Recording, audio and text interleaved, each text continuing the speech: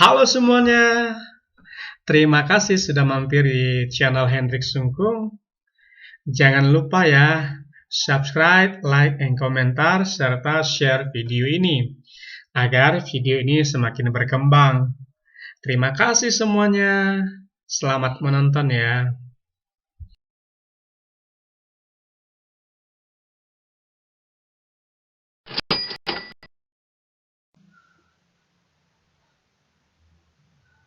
Shalom dan selamat pagi anak-anak. Apa kabar kalian hari ini? Semoga kalian dalam keadaan yang sehat. Puji nama Tuhan. Pada pagi hari ini sebelum kita belajar, mari kita berdoa bersama-sama. Nanti Bapak akan mimpin kita di dalam doa. Tolong ya ambil sikap masing-masing. Berdoa dimulai. Bapa kami yang bertakhta dalam kerajaan surga, puji dan syukur kami naikkan kepadamu pada pagi hari ini. Kami akan percaya Tuhan, kami semua dalam keadaan yang sehat pada pagi harinya Tuhan. Bahkan untuk setiap anak-anakmu kelas 7 yang akan mengikuti pelajaran pendidikan agama Kristen pada pagi hari ini. Kami mau menyerahkan semua Tuhan ke dalam tangan-Mu dari awal, pertengahan, bahkan hingga akhirnya. Dan kami percaya biar Roh Kudus-Mu yang boleh memberkati untuk pembelajaran kami pada pagi hari ini. Kami serahkannya Tuhan ke dalam tangan-Mu. Dan kami sudah berdoa di dalam nama Tuhan kami Yesus Kristus. Kami mengucap syukur dan berdoa. Yang percaya katakan, amin. Anak-anakku, untuk kita belajar pendidikan agama Kristen, hal-hal yang perlu kalian persiapkan. Yang pertama, buku paket pendidikan agama Kristen dan budi pekerti untuk kelas 7. Yang kedua, Alkitab, karena kita belajar firman Tuhan juga. Yang ketiga, buku tulis dan alat tulis. Tujuannya adalah agar setiap siswa, setiap kalian bisa mencatat poin-poin penting dari pembelajaran kita pada pagi hari ini. Jangan lupa ya tersenyum dan bersukacita karena Tuhan Yesus baik di dalam kehidupan kalian. Oke, selanjutnya kita akan masuk ke materi kita pada pagi hari ini. Tetap bersemangat ya.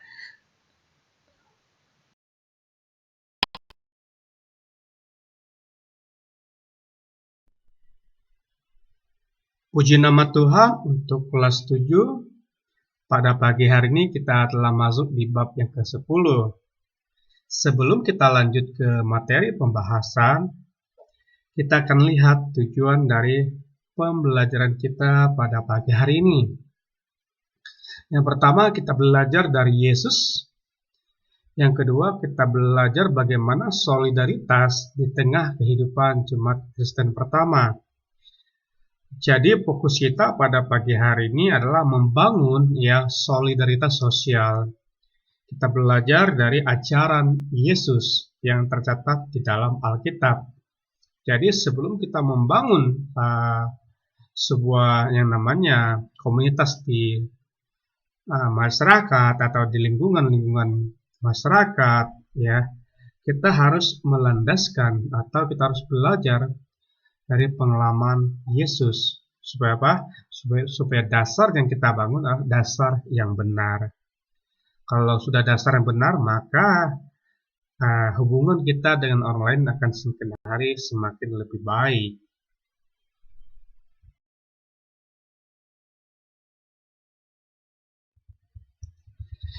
Puji nama Tuhan, untuk kelas 7 kita masuk di bab yang ke-10 dengan judul Membangun Solidaritas Sosial. Kita belajar dari ajaran Yesus Kristus. Jadi pada pagi hari ini kita akan belajar bagaimana membangun solidaritas sosial yang benar, yang dimana landasan atau pondasinya adalah menurut ajaran Kristus yang tertulis di dalam Alkitab. Ya, silahkan anak-anak lihat dalam Lukas pasal yang keempat, ayat 16 sampai 19. Silahkan anak-anak buka Alkitabnya. Puji nama Tuhan, kalau kalian sudah menemukannya, perhatikan Alkitabnya masing-masing. Bapak akan membacakan buat kita semua. Demikianlah firman Tuhan. Ia datang ke Nazaret, tempat ia dibesarkan. Dan menurut kebiasaannya pada hari Sabat, ia masuk ke rumah ibadat. Lalu berdiri hendak membaca dari Alkitab. Kepadanya diberikan kitab Nabi Yesaya, dan setelah dibukanya, ia menemukan nas di mana ada tertulis, Roh Tuhan ada padaku, oleh sebab ia telah mengurapi aku, untuk menyampaikan kabar baik kepada orang-orang miskin, dan ia telah mengutus aku untuk memberitakan pembebasan kepada orang-orang tawanan, dan penglihatan bagi orang-orang buta, untuk membebaskan orang-orang yang tertindas, untuk memberitakan tahun rahmat Tuhan telah datang. Puji nama Tuhan. Jadi kalau kita melihat firman Tuhan pada pagi hari ini, inilah tujuan Yesus datang ke dunia. Ya, kita lihat bahwa ketika Yesus membaca firman Tuhan, ya, yang terdapat dalam kitab atau dalam nasnya Yesaya, Tuhan menemukan sebuah ayat yang menjadi perenungan kita pada pagi hari ini, bagaimana membangun solidaritas sosial di tengah masyarakat. Khususnya kita lihat Indonesia adalah masyarakat yang majemuk, masyarakat yang terdiri berbagai dari suku yang berbeda, bahasa yang tidak sama, agama, ya, sekitar ada 6 agama, baik Kristen, Hindu, Buddha, Islam, Konghucu, dan Katolik, ya.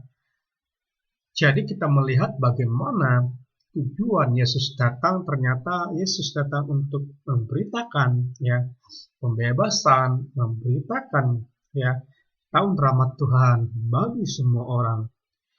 Tetapi kita lihat bagaimana, ya, orang-orang yang menerima tahun rahmatnya Tuhan dikatakan orang yang tertindas, orang yang buta, orang-orang yang miskin.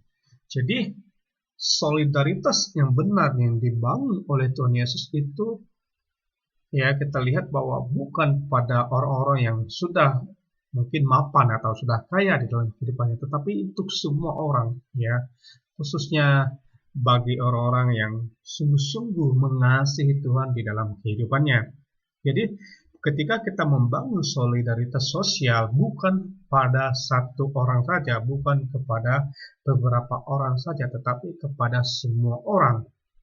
Kalau kita membangun solidaritas hanya pada beberapa orang, ya, sebenarnya kita telah keliru, anak-anak. Jadi kalau kalian berteman dan melakukan pertemanan bersahabatan, kita belajar untuk melakukan dengan semua orang, ya. Khususnya, ya, bagi mereka seperti yang tertulis di firman Tuhan, mereka yang dikatakan miskin, ya, mereka yang tertindas, bahkan mereka yang mengalami cacat secara fisik. Artinya kita membangun solidaritas sosial itu berdasarkan ajaran Tuhan Yesus, di mana tertulis dalam Alkitab. Jadi kita belajar, ya, anak-anak. Nah, selanjutnya kita akan masuk ke pengantar kita, bab yang ke-10, memberikan penekanan secara khusus pada pemahaman terhadap solidaritas menurut ajaran Yesus. Jadi secara khusus, ya, untuk bab yang ke-10 kita akan belajar bagaimana, ya, pemahaman ini lebih tertuju kepada solidaritas yang diajarkan oleh Tuhan Yesus berdasarkan Alkitab. Nah, kamu diharapkan mampu mengingat kembali, ya, beberapa penekanan penting yang ada pada bab 7, antara lain sikap dan tindakan solidaritas lahir dari kasih yang tulus kepada teman dan sahabat. Nah, pembahasan dalam bab 8, ya, lebih meluas, yaitu bukan hanya solidaritas bagi teman dan sahabat, namun juga bagi semua orang. Nah, ketika Yesus memulai pelayanannya, ia tidak memperkenalkan diri sebagai seorang yang memiliki kekuasaan besar di bumi maupun di surga, melainkan ia mulai dengan menyatakan solidaritas pada sesama manusia. Nah, ia mengajar, ia menyembuhkan orang sakit, ia membangkitkan orang mati, memberi makan bagi orang lapar. Ia mendengarkan keluhan orang, ia memberi dirinya bagi orang lain. Dengan membaca dari kitab Nabi Yesaya, Yesus memproklamirkan tiba tahun rahmat Tuhan. Jadi kita lihat bagaimana ya penekanan Tuhan Yesus di dalam pelayanannya memperkenalkan dirinya ya bukan sebagai orang yang memiliki kekuasaan yang besar ya, bukan memberitakan dirinya orang yang paling hebat, tetapi kita lihat bagaimana Tuhan menyatakan dirinya melalui pekerjaan pelayanannya. Ya, ia mengajar orang, ia menyembuhkan ya semua orang yang sakit, bahkan ia membangkit orang mati, memberi makan bagi orang yang lapar. Jadi ini contoh-contoh Yesus membangun solidaritas sosialnya kepada setiap orang yang ia jumpai. Jadi kita lihat bagaimana Yesus tidak memperkenalkan bahwa akulah Tuhan, akulah Raja, tetapi dia menyatakan dirinya melalui pelayanan yang dia lakukan. Pertanyaannya, bagaimana dengan kehidupan kita? Kalau kita menyatakan diri kita bahwa kita orang hebat, orang yang sudah sukses, orang yang sudah tahu-tahu segalanya, sebenarnya kita sedang menyombongkan diri kita sendiri. Selebihnya atau sebaiknya kita belajar menyatakan diri kita semua melalui apa kita bisa lakukan bagi orang lain. Dan Bapak percaya, sekecil apapun kontribusi kita kepada orang lain, sekecil apapun hal yang bisa kita berikan buat orang lain, Bapak rasa itu sesuatu yang berguna bagi pekerjaan Tuhan. Kita tahu ya, di dalam kehidupan sebagai seorang Kristen, ajaran atau teladan Yesus itu perlu kita aplikasikan, perlu kita terapkan di dalam kehidupan kita. Bukan sebagai kesombongan, tetapi sebagai orang-orang yang telah menerima kebaikan Tuhan. Oleh karena itu, kita juga membangun solidaritas sosial tanpa memandang bulu, seperti yang Yesus lakukan. Yesus lakukan kepada orang yang sakit, Yesus melakukan kepada orang yang lapar, Yesus memberi makan. Artinya semuanya itu dilakukan tanpa melihat ya orang-orang yang dia layani. Artinya Yesus tidak memandang bulu. Jadi kita belajar ya anak, kalau kita melakukan kebaikan ke orang lain tidak boleh melihat status sosialnya. Karena semua manusia pada dasarnya sama, diciptakan dari debu tanah dan serupa dan segambar dengan Allah.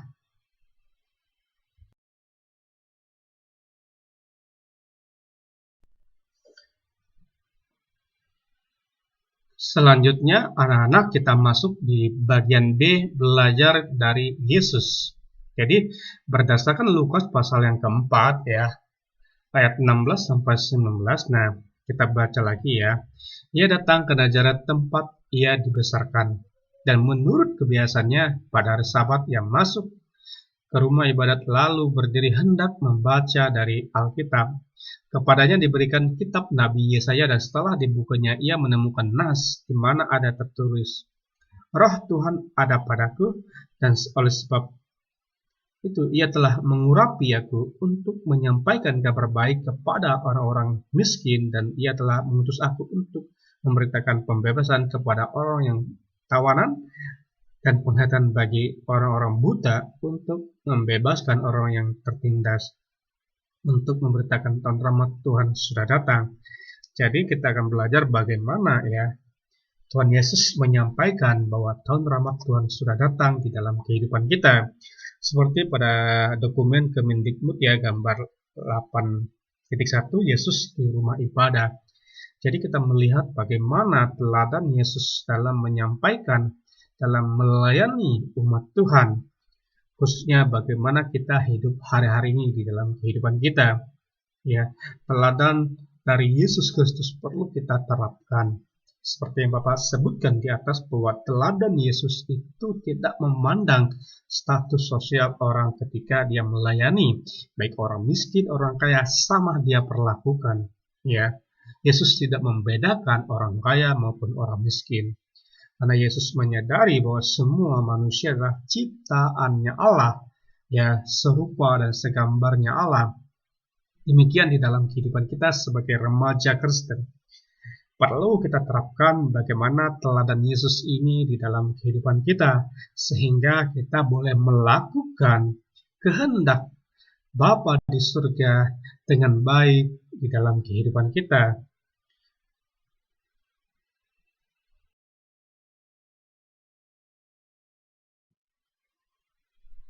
Dengan memproklamirkan tibanya tahun rahmat Tuhan, sebenarnya Yesus menyatakan solidaritasnya bagi sesama, terutama bagi mereka yang ada dalam penderitaan. Inilah kabar sukacita yang Yesus beritakan bagi semua orang, khususnya bagi mereka yang di dalam penderitaan. Nah, berbahagialah kalau kalian hari-hari ini berada dalam penderitaan. Sebenarnya tahun rahmat Tuhan sudah datang di dalam kehidupan kalian. Nah, anak-anak yang terkasih, sebenarnya ketika Yesus mengomong tahun rahmat sudah datang, sebenarnya itu bertolak belakang dengan apa yang sedang dialami oleh bangsa Israel pada waktu itu. Nah, kalian harus tahu sejarahnya ya, bahwa bangsa Israel pada waktu itu sedang berada di bawah jajahan Romawi. Nah, ketika Tuhan Yesus mengatakan tahun rahmat Tuhan sudah turun, sudah datang pada kalian, sebenarnya itu bertolak belakang dengan apa yang mereka alami. Mereka berada di bawah jajahan Romawi. Nah, kalau kita melihat orang yang berada di bawah jajahan, ya berarti ya ditindas dan mengalami penderitaan di dalam kehidupan mereka, baik secara ekonomi, sosial, budaya. Mereka berada di bawah jajahan, ya, seperti halnya kita di bawah jajahan Belanda, Jepang, ya, itu sangat menderita. Nah, inilah yang Yesus sampaikan kepada bangsa Israel pada waktu itu. Nah, selanjutnya seluruh pekerjaan dan pelayanan Yesus dilandasi cinta, kasih, dan solidaritas yang tulus pada manusia. Inilah yang perlu kita terapkan di dalam kehidupan kita sebagai remaja, khususnya kelas 7, bahwa semua atau seluruh pekerjaan dan pelayanan Yesus landasi dengan cinta dan kasih dan solidaritas yang tulus. Nah, ini juga kita terapkan di dalam kehidupan kita.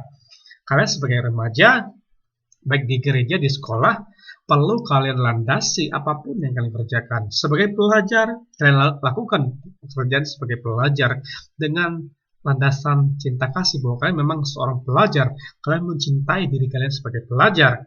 Nah, kalian juga membangun persahabatan kalian dengan teman kalian, ya, dengan tulus, bukan dengan fulus, apalagi dengan hal motivasi yang salah. Paham ya anak-anak bahwa untuk kita melakukan segala sesuatu, baik di keluarga kita, ya, dalam pertemanan kita, dalam persahabatan kita, dalam lingkungan sekolah, hubungan dengan orang lain, dengan guru, dengan masyarakat, kita landasi dengan cinta dan kasih sayang yang tulus, atau dengan kasih yang tulus.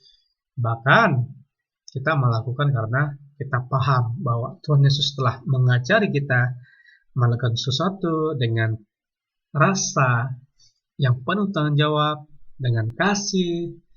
Jadi kalau kita melakukan dengan hal demikian, ya kita sudah menerapkan ajaran Yesus.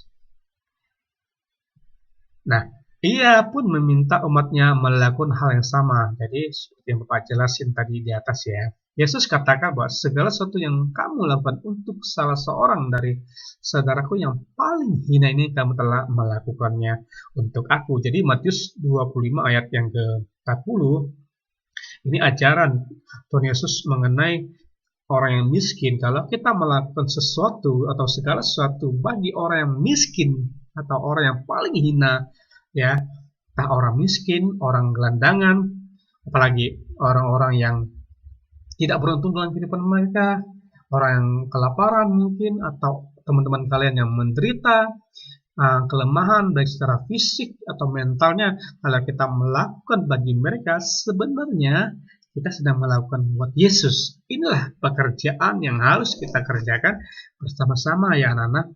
Kalau kalian peduli dengan orang yang menderita, peduli kepada orang yang tidak beruntung dalam kehidupannya, sebenarnya kalian sudah melakukan buat Tuhan Yesus. Tuhan Yesus boleh disenangkan dengan apa yang kalian lakukan, apa yang kita lakukan di dalam kehidupan kita. Jadi belajar sebagai siswa, khususnya di masa pandemi, kerjakanlah tugas dengan baik. Karena kalian tahu bahwa kalian itu mencintainya. Karena kalian tahu itu kalian lakukan bukan untuk guru, bukan untuk diri kalian sendiri, tetapi kalian lakukan karena kalian tahu Yesus sudah mengingatkan kalian bahwa segala sesuatu kita kerjakan oleh dilandasi kasih, dilandasi dengan motivasi yang benar, ya, sehingga kita apapun yang lakukan, sekecil apapun pemberian yang pernah kalian lakukan buat orang yang miskin, orang yang tandanya pengemis, sebenarnya kalian melakukan buat Yesus. Puji nama Tuhan.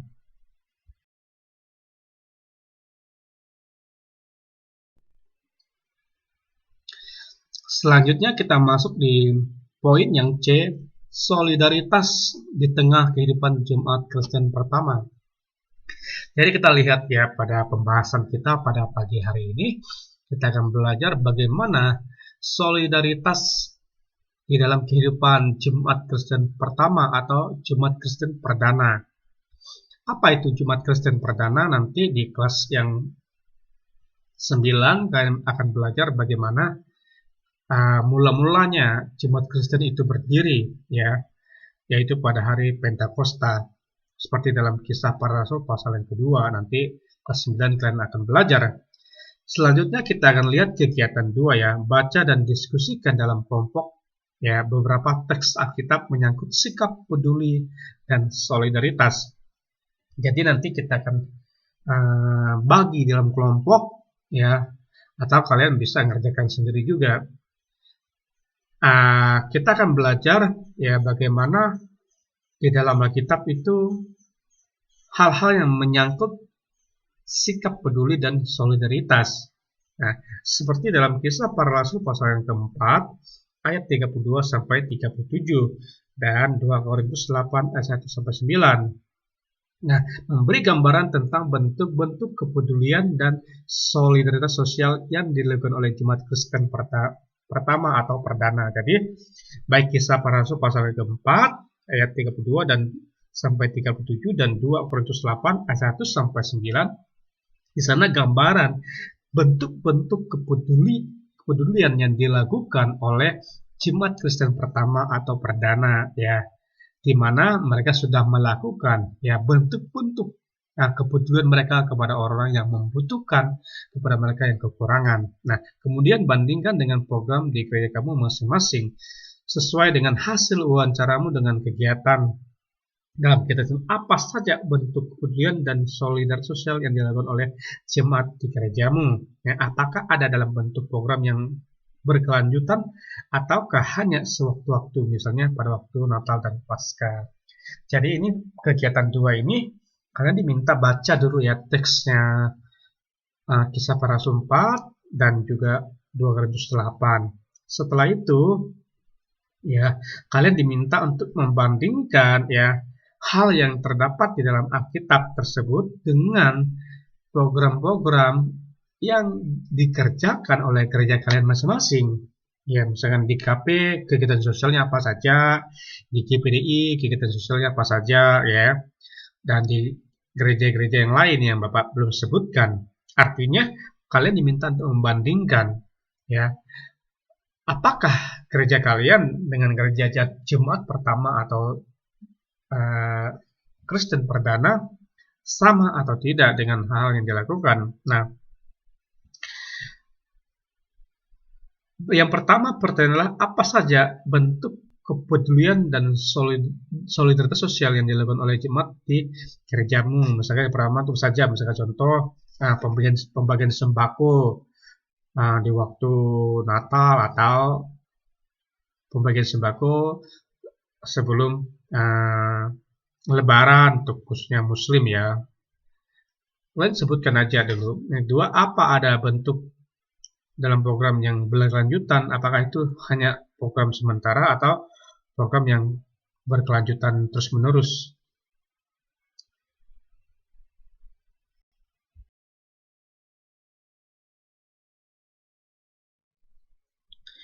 Selanjutnya kelas 7 kita lihat ada kegiatan 3, bermain peran. Ya, sebenarnya kalau kita ada pertemuan tatap muka enak ya kita memainkan peran ya orang Samaria yang murah hati. Nah, kita lihat dalam Lukas pasal yang ke-10 ayat 25 sampai 37. Judulnya orang Samaria yang murah hati. Nah, kita lihat isi ceritanya ya sebagai berikut. Ada seorang yang sedang dalam perjalanan dari Yerusalem menuju ke Yeriko. Ia dirampok dan disiksa sampai hampir mati oleh para perampok dan dibuang begitu saja di tengah jalan. Kasihan ya. Beberapa saat kemudian ada seorang imam, ya dalam kurung pendeta, yang lewat dan melihat orang yang menderita itu.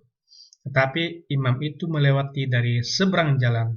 Kemudian juga lewat juga seorang Lewi. Ketika melihat korban, ia pun melewati dari seberang jalan. Terus lalu lewatlah dari jalan itu seorang Samaria. Ketika melihat sang korban, tergeraklah hatinya oleh belas kasihan. Orang Samaria itu mengangkat korban itu dan mengobati semua luka-lukanya. Ia menaikkan orang itu ke atas kuda dan membawanya ke penginapan. Orang Samaria itu menitipkan si korban ke pemilik penginapan yang sudah mengenalnya. Tidak hanya itu, ia juga memberikan uang 2 dinar kepada pemilik penginapan dan memintanya untuk merawat orang itu. Katanya, rawatlah dia dan jika kau belanjakan lebih dari uang ini, aku akan menggantikan waktu aku kembali. Jadi anak-anak kita lihat ya, kalau di kelas karena kita pentaskan atau kita tunjukkan dramanya singkat ya. Nah, sebagai contoh, ada seorang yang melakukan perjalanan di tengah jalan ya, sedang dari Yerusalem menuju Yeriko. Jadi perjalanannya lumayan jauh. Nah, selanjutnya ada perampok, ya anggapnya 2-3 orang. Setelah itu ada seorang imam ya. Jadi ada seorang melakukan perjalanan, ada perampok, ada imam ya, terus ada orang Lewi dan yang terakhir itu perannya seorang Samaria. Jadi ada 5 peran di sini ya. Seorang yang melakukan perjalanan, seorang imam, seorang Lewi, perampok ya, itu tadi baru Samaria. Nah, kalau kita melihat berdasarkan pembacaan firman Tuhan, nah, siapa yang menunjukkan solidaritas? Apakah imam? Apakah orang Lewi? Apakah orang Samaria? Bapak berpikir bahwa pasti kalian menjawab orang Samaria karena dia melakukan ya tugasnya dengan baik. Hal yang dilakukan oleh orang Samaria tergerak hatinya melihat korban.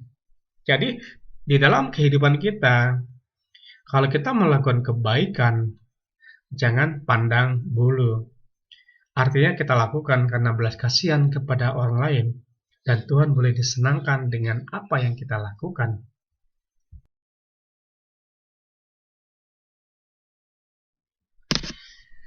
Baiklah, setelah bermain peran, jawablah beberapa pertanyaan berikut ini. Jadi setelah kita memainkan peran di atas tadi, orang Samaria yang murah hati, nah kita akan belajar untuk menjawab pertanyaan di bawah ini. Yang pertama, siapakah dari antara tokoh-tokoh cerita yang menunjukkan solidaritasnya pada sesama? Apakah imam? Apakah orang Lewi? Apakah orang Samaria? Nah, yang kedua, apakah pemahaman tentang sesama manusia menurut orang yang telah menolong korban perampokan itu? Jadi misalkan, kalau misalkan kita jawab orang Lewi, nah pemahaman Lewi tentang sesama manusia itu apa dalam perampokan itu? Ya, kalau misalkan jawab orang Samaria, apa pemahamannya tentang sesama manusia ketika dia menolong korban yang mengalami perampokan? Kalau jawab imam, sama juga ya pemahamannya tentang sesama manusia. Jadi ketika mereka menolong orang yang mengalami perampokan pada cerita di atas, nah pemahaman mereka tentang sesama manusia itu apa? Itu pertanyaan nomor 2 ya anak. Nomor 3, apa penilaianmu? Jadi ini penilaian kalian berdasarkan ya pembacaan kita di atas. Nah, Apa penilaianmu terhadap sikap imam atau pendeta ya dalam kisah ini? Terus, setujukah kamu dengan sikap sang imam?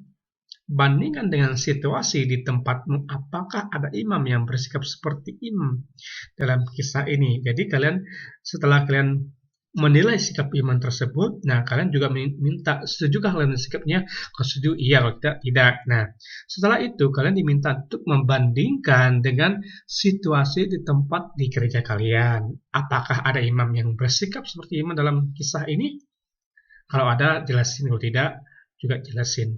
Nomor 4, apa penilaianmu terhadap sikap orang Lewi? Sekarang, penilaian kalian terhadap sikap orang Lewi. Ya. Nomor 5, apa pesan yang ingin disampaikan oleh Yesus melalui cerita atau perumpamaan ini? Jadi, kira-kira menurut kalian, pesan yang disampaikan oleh Tuhan Yesus melalui cerita ini apa? Itu berdasarkan pengamatan, analisa kalian terhadap pembacaan tadi ya di atas.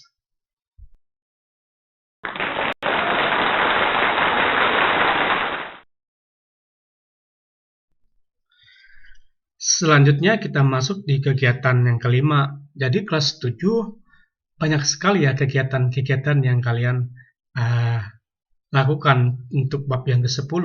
Nah, membuat refleksi dan slogan. Nah, Yesus Kristus adalah tokoh utama yang mengajarkan hukum cinta kasih pada sesama. Ingat ya, tokoh utama yang mengajarkan hukum cinta kasih itu Yesus. Yang memberikan hukum yang harus dijalankan oleh umatnya, yaitu kasihlah Tuhan Allahmu dengan segenap hatimu dan dengan segenap akal budimu. Dan hukum yang kedua yang sama dengan itu ialah kasihlah sesamamu manusia seperti dirimu sendiri. Ya, Yesus mengajarkan bahwa kasih kepada Tuhan tidak terlepas dari kasih kepada sesama. Ya, demikian pula sebaliknya, kasih kepada sesama tidak terlepas dari kasih terhadap Tuhan. Jadi baik kasih terhadap Tuhan dan terhadap sesama itu sejalan ya. Kalau kita mengatakan aku mengasihi Tuhan lalu membenci sesama, itulah hal yang keliru, hal yang salah. Sebaliknya, kalau kita mengatakan aku mengasihi Tuhan, seharusnya kita mengasihi manusia, sesama kita ciptaannya Tuhan. Dan sebaliknya, kalau kita mengasihi manusia tapi tidak mengasihi Tuhan, itu salah. Jadi kasih kita kepada Tuhan dan kasih kita kepada sesama itu harus sejalan, harus searah. Ya, orang yang mengaku dirinya pengikut Yesus Kristus harus membuktikan bahwa ia mampu menunjukkan dan mewujudkan kasihnya kepada Tuhan dan sesama. Jadi, kalau kalian adalah muridnya Tuhan Yesus, adalah pengikutnya Yesus, ya, kalian harus mampu menunjukkan, ya, bahwa kalian itu memiliki kasih baik kepada Tuhan dan kepada sesama. Jadi baik vertikal ke atas hubungan kita dengan Allah dan horizontal hubungan kita dengan sesama. Harus sejalan, harus satu arah. Jangan kita mengasihi Tuhan tapi membenci saudara kita. Itu hal yang sangat salah dalam pemahaman kita. Mengasihi Tuhan ya memusuhi musuh, salah. Jadi mengasihi Tuhan, mengasihi musuh, itulah yang perintah hukum yang Yesus ajarkan kepada kita. Nah, ada beberapa syarat dalam mewujudkan solidaritas sosial bagi sesama. Jadi kita lihat ya, ada 3 syarat ya untuk kita mampu mewujudkan atau kita untuk melakukan di dalam kehidupan kita bagaimana seharusnya solidaritas sosial bagi sesama. Yang pertama, dilakukan berdasarkan kesadaran dan ketulusan hati. Ingat, lakukan karena kesadaran, karena kalian menyadari. Dan kedua, dengan ketulusan hati. Yang kedua, dilakukan berdasarkan pengasihan dan sikap menghargai sesama sebagai makhluk mulia ciptaan Tuhan. Ini yang sangat penting. Kalian melakukan karena sebagai dasar ya, kalian menghargai manusia yang adalah ciptaannya Tuhan. Yang ketiga, dilakukan sebagai wujud iman. Jadi ada 3 tujuan kita mewujudkan, melakukan solidaritas sosial bagi sesama. Ya, ini yang perlu kalian ingat.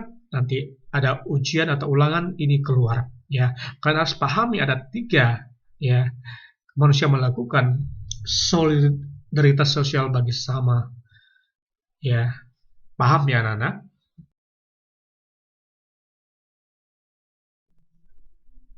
Selanjutnya, di bawah ini ada gambar ya. Coba perhatikan, tuliskan refleksi mengenai mewujudkan iman dalam bentuk karya nyata bagi sesama. Nah, kemudian buatlah slogan yang bertemakan solidaritas terhadap sesama.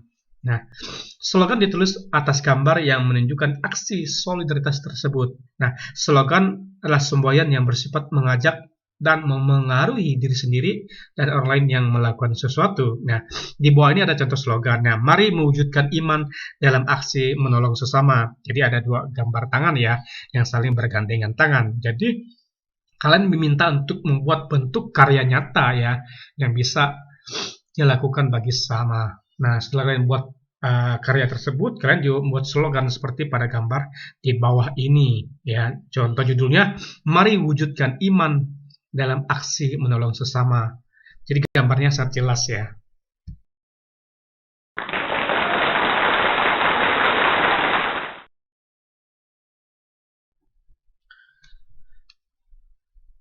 Puji nama Tuhan, untuk kelas 7 kita masuk ke kesimpulan kita untuk bab yang ke-10. Nah, Yesus Kristus adalah tokoh yang mengajarkan solidaritas bagi sesama. Ia mengajarkan untuk solidar terhadap sesama tanpa memandang berbagai perbedaan latar belakang yang ada. Ya, bahkan perintah baru yang diberikan pada umatnya adalah mengasihi sesama manusia tanpa kecuali. Apapun yang kita lakukan terhadap sesama kita, mendengarkan mereka, peduli pada mereka, dan memberikan bantuan yang mereka butuhkan, maka dengan demikian kita telah melakukannya untuk Kristus. Puji nama Tuhan. Jadi kita melihat ya, apapun yang kita lakukan buat orang lain pada sesama kita, sebenarnya kita telah melakukan buat Kristus dan kita sedang menjalankan perintah Kristus. Kalau kita adalah murid Kristus, maka murid wajib melakukan apa yang diperintahkan gurunya. Siapakah guru kita? Bukankah guru agung kita adalah Tuhan Yesus? Jadi, kalau kalian adalah remaja yang taat atau remaja adalah pengikut Kristus, kalian juga lakukan perintah Yesus. Itulah yang Yesus kehendaki di dalam kehidupan kita. Kiranya kalian menjadi anak-anak yang sukses ke depannya, dan Bapak percaya kalau kalian takut Tuhan, takut Yesus, dan melakukan semua perintah Yesus, maka Tuhan pasti menyertai kehidupan kalian dan kalian pasti akan berhasil. Semangat ya kelas 7.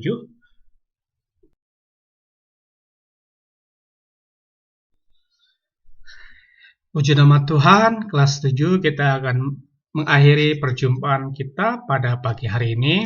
Doa penutup ya. Kita akan doa bersama-sama. Di sini sudah Bapak tampilkan. Doa dimulai. Allah Bapa yang kami sembah, dalam nama Tuhan Yesus, kami panjatkan puji dan syukur atas penyertaan-Mu di sepanjang proses belajar kami pada hari ini. Kami telah belajar tentang membangun solidaritas sosial yang sesuai dengan ajaran Yesus Kristus. Ajari kami untuk boleh membangun solidaritas sosial yang benar sebagai remaja Kristen masa kini. Dan berkati kami dalam pergaulan kami agar jangan di jalan yang salah. Dalam nama Tuhan Yesus kami sudah berdoa. Yang percaya katakan amin. Shalom, selamat pagi. Tuhan Yesus memberkati kelas 7. Sampai jumpa di minggu-minggu yang akan datang.